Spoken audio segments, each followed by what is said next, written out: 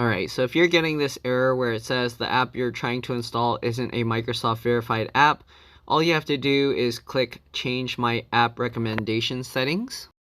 After you click that, you'll see this App and Features window open up where it says Choose Where to Get Apps.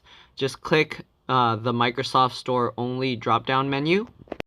Alright, once you've clicked the drop-down menu, it should have these 4 options. I just select anywhere, but you can do the other 2 options. Basically, it's self-explanatory if you want it to show you if the App Store has a similar app, or if you want to just have it pop up and warn you that it's not from the Microsoft Store. But yeah, I just click anywhere so that way I can install any regular programs that I want.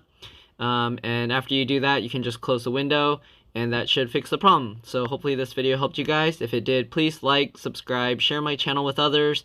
Thank you for watching, and I'll see you all in the next one. Bye.